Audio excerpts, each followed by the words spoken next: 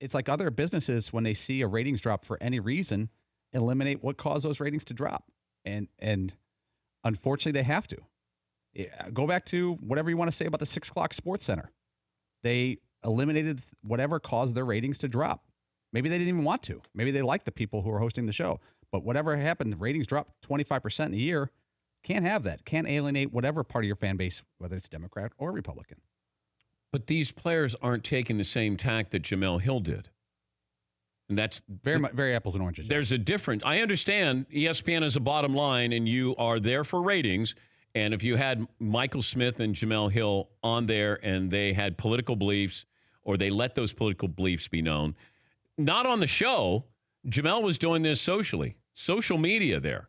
But people can't separate Jamel Hill's social media to her job delivering Cavaliers stats on 6 o'clock Sports Center. Yeah, but these players weren't doing that. Right. The NFL's goal is to make their entire, all their players look like robots and they don't want your hair sticking out. They want your uniforms to look exact. They want you to behave in the exact same way, uniform, everything, because they want to alienate nobody on either side of the aisle.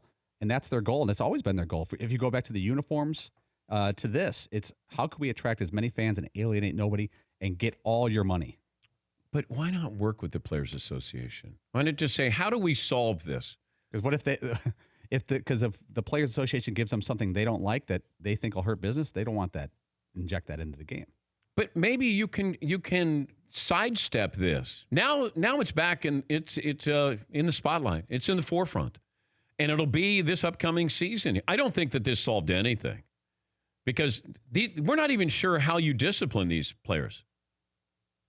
Is it a penalty? Remember, it was a penalty, 15 yards, and then they realized how stupid that was because then if both teams do it, then they cancel each other out. You're going to fine them. How much are you going to fine them? And does it grow? Is it incremental? Like it's $500 or $1,000 or whatever. But they may have done studies in the past in the offseason. Maybe their people did studies that here's what our fan base is made up of. And this is the fan base we can alienate, and this is the one we can't. And let's say, I don't know what the fan base of the NFL is. I think we could all assume different things. But they may say, like, look, from a business standpoint, we got to pick one of these evils. Either make people stand during the national anthem or don't. And this one is the best for business. But this is the NFL that created the national anthem. They created that whole scenario there. They wanted that whole scene there. You want flyovers, big flag unfurled. We got military involved in it. Here's a happy reunion with husband who's been deployed. And the NFL did this starting 2009. But I think that is exactly why we're here today. Is that they made this decision for the same reason they took the money from the military. They're only in this for the money. It's the same thing with the concussion issue. They don't care about player safety. They care about avoiding another $1 billion lawsuit. I understand the business point of this. Right. I do. The bottom line, I understand it. But part of business is understanding your employees as well. Because this is not China. This is not Russia. This would be understanding the players who help make up your league. Now, you may think you're more important because you're the billionaire owner and the players are interchangeable. Try telling that to the fans who do show up for certain players. And I think working in unison of how do we make this better? How do we do something that is true? That our heart is in it to make this better.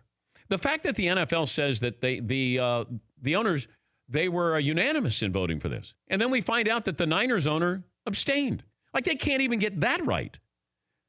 Yeah, Paul. But we give the NBA a hall pass. They've had the rule for years with the anthem, and you could say they work with the players, but they also initiated a clothing rule, 12 years ago after the Malice at the Palace, and they don't let players wear certain things at press conferences. The NFL, they have sponsorship issues with what you can wear at press conferences, but if you can't wear a throwback jersey if you're an NBA player anymore because of Allen Iverson, how he dressed.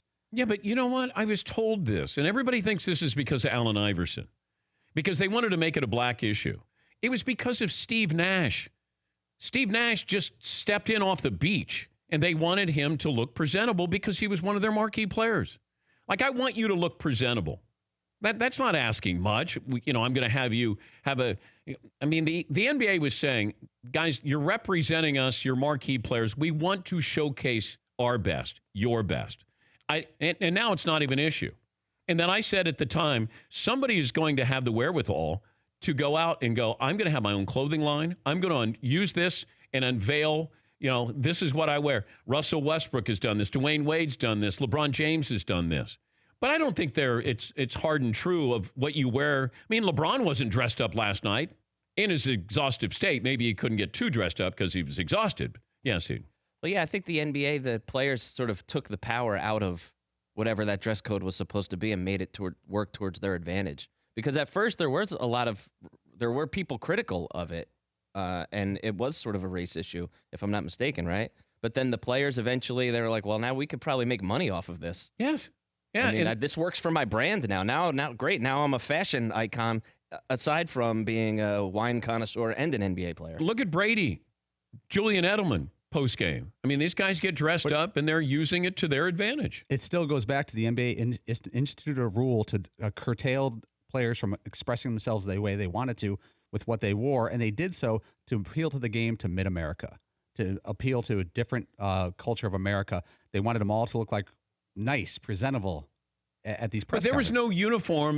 The NFL has a uniform policy. Not in the press conference. The NBA didn't go, you got to wear a suit and tie here. All they're saying is don't wear jerseys. That's all. Don't wear a short sleeve shirt that Opie Taylor would have worn, I mean, come on.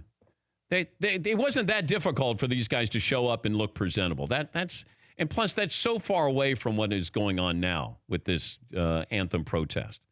The NBA has done it right because they have a commissioner who listens and cares about what the players have to say.